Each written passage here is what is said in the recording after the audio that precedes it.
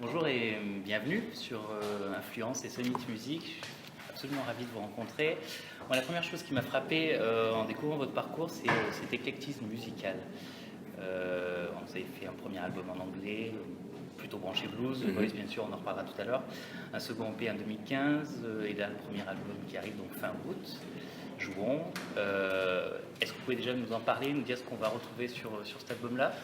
J'ai justement essayé de faire un petit mélange entre mes différentes influences donc c'est que des chansons en français. Ouais. Donc, je crois que c'est important de préciser, comme j'ai fait pas mal d'anglais aussi avant. Et puis j'essaye de mettre quand même un peu de ce blues-là qui me tient à cœur, plutôt dans la musique.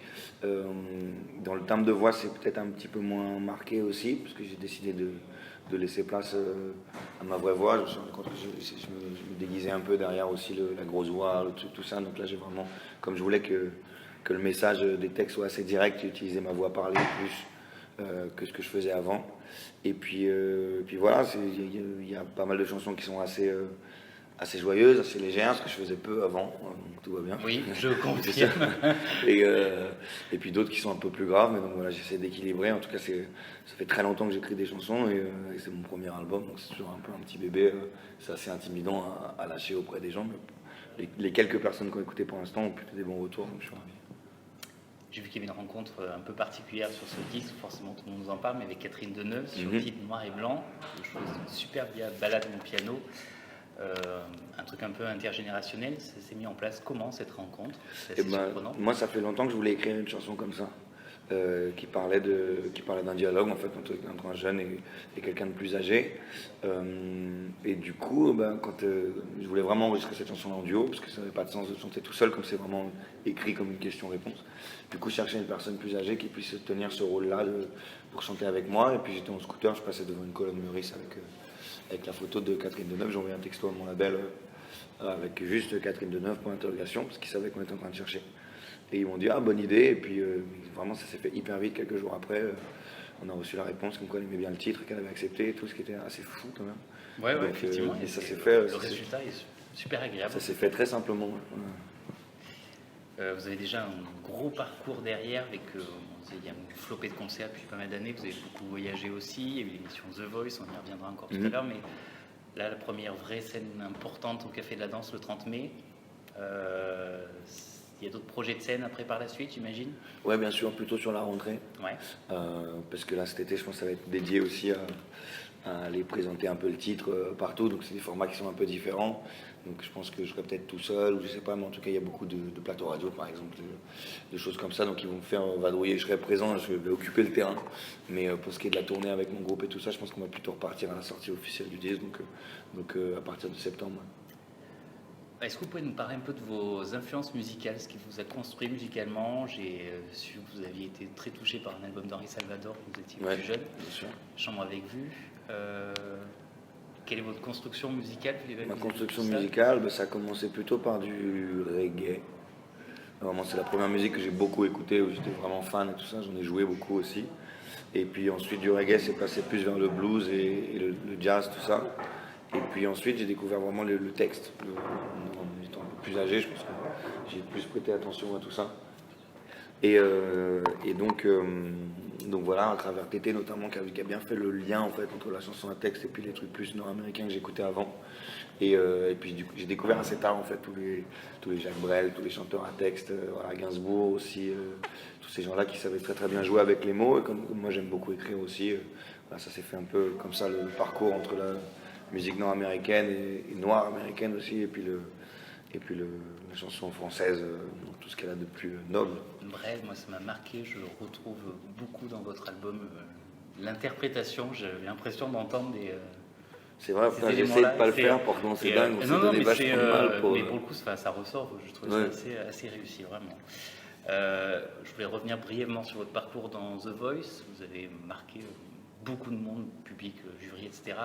Fini demi-finaliste. Qu'est-ce que vous retenez aujourd'hui de cette aventure-là? Je retiens une Quel belle... regard vous portez aujourd'hui sur ce type d'émission? Je peux que avoir un regard bienveillant, parce que c'est clairement ça qui a fait que c'était le petit coup de pied qui manquait. Moi, je faisais de la musique avant pour trouver un entourage professionnel et tout ça, donc clairement ça m'a... Voilà, on ne serait probablement pas autour de cette table aujourd'hui s'il n'y avait pas eu The Voice. Donc c'est assez bienveillant. Et puis au final, j'ai appris quand même pas mal de choses, notamment de plus m'assumer comme chanteur. Quand j'étais auteur, compositeur, tout ça, avant je voyais ma voix comme plutôt un moyen de transmettre les chansons que j'écrivais. Et je me suis plus assumé en tant que. C'est pour ça que sur l'album, là, je crois que je chante quand même beaucoup plus, dans des tessitures aussi qui sont plus aiguës qu'avant, où je n'osais pas trop aller et tout ça. Donc je suis plus à l'aise avec ma voix, en tout cas, depuis que j'ai fait The Voice.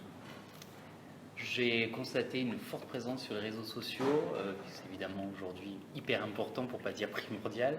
C'est essentiel pour toi de communiquer avec le public, faire cette proximité, cette communication avec... Moi, j'aime bien le côté de voir les réponses des gens par rapport aux chansons. Je suis hyper attentif à ça. Quand le on poste retour est quelque chose. important. C'est constructeur. On fait ça pour les gens en plus, donc c'est cool. On a toujours peur qu'ils trouvent la nulle. Je crois que c'est la base de n'importe quel artiste, de toujours un peu flipper quand on lâche quelque chose. Et du coup, de voir les retours, c'est hyper construit. Et puis moi, ça m'aide aussi à me construire, pas en tant que personnage, mais je crois que c'est important aussi, on est tous extrêmement divers, et puis de voir un peu comment les gens me perçoivent. Je crois que ça m'aide aussi à avoir un message plus clair, et du coup d'être plus lisible pour les gens, dans le sens, pas dans le sens commercial et tout, mais juste pour que le message passe mieux en fait. Mm-hmm. Voilà. Donc pour moi c'est hyper important, et puis j'essaye de répondre aux gens, de lire un peu les commentaires, des fois de faire preuve un peu d'humour aussi.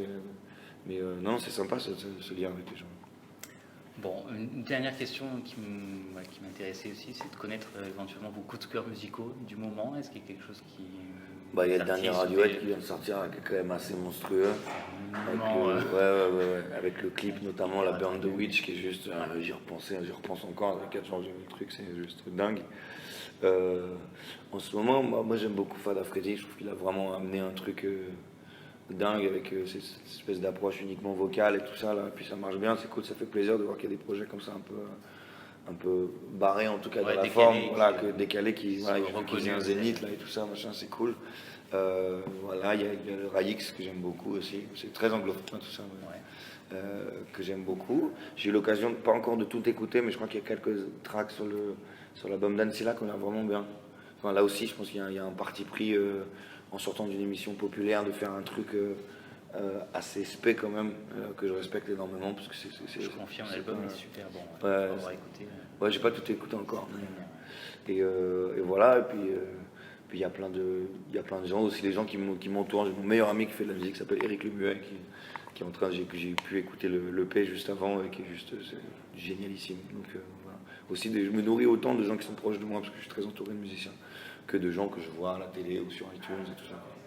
Bon, merci en tout cas de cet entretien, et puis on se reverra pour parler plus longuement de l'album. Avec plaisir. Fin août. Très bien. Merci beaucoup. Merci. À bientôt.